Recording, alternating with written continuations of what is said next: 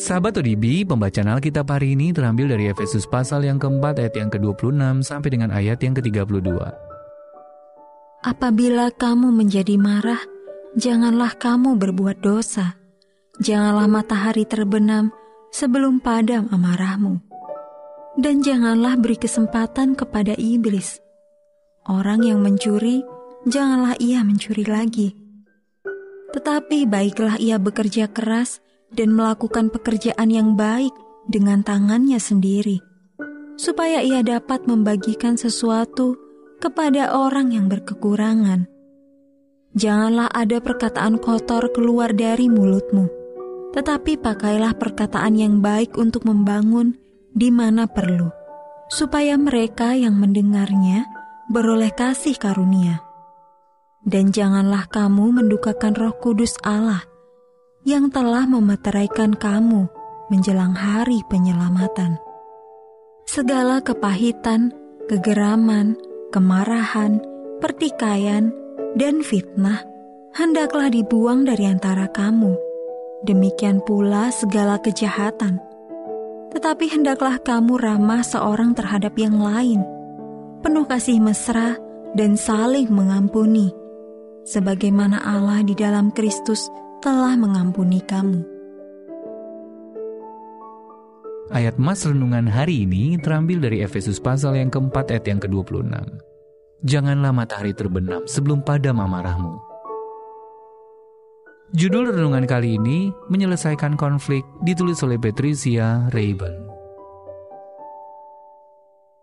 Sahabat ODB, dalam penghormatan terakhirnya pada penguburan Hendrik A. Lorentz, seorang ilmuwan Belanda yang terkenal, Albert Einstein, sama sekali tidak menyebut tentang perdebatan ilmiah di antara mereka. Ia justru mengenang Lorentz, seorang fisikawan yang dikenal ramah dan selalu memperlakukan orang lain dengan adil, sebagai pribadi yang sangat baik hati. Einstein berkata, semua orang dengan senang hati mengikutinya, karena mereka merasa ia tidak pernah ingin mendominasi, tetapi hanya ingin berguna bagi orang lain. Lorentz menginspirasi para ilmuwan untuk mengenyampingkan prasangka politik dan bekerja sama, terutama setelah Perang Dunia Pertama.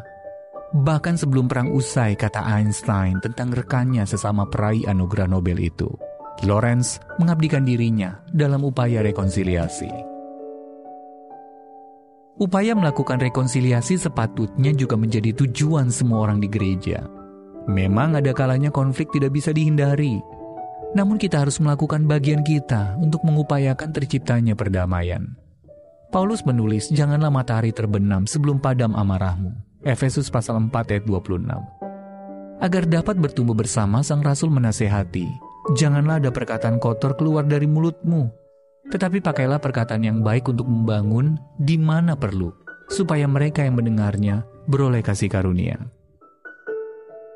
Akhirnya Paulus berkata, segala kepahitan, kegeraman, kemarahan, pertikaian, dan fitnah hendaklah dibuang dari antara kamu. Demikian pula segala kejahatan. Tetapi hendaklah kamu ramah seorang terhadap yang lain, penuh kasih mesra dan saling mengampuni, sebagaimana Allah di dalam Kristus telah mengampuni kamu. Menghindari konflik selagi kita bisa akan menolong gereja Allah tetap bersatu. Inilah cara kita memuliakan Allah. Sahabat ODB, bagaimana Allah dapat menolong kita menghadapi konflik, supaya Allah dimuliakan dan kesatuan gereja dihormati? Adakah konflik yang perlu kita selesaikan? Ya Tuhan, Maha Kasih, ketika aku menghadapi konflik, ingatkan hatiku untuk menyerahkan kemarahanku. Mari kita satukan hati kita berdoa. Bapa yang baik, pagi hari ini kami menaikkan pujian syukur.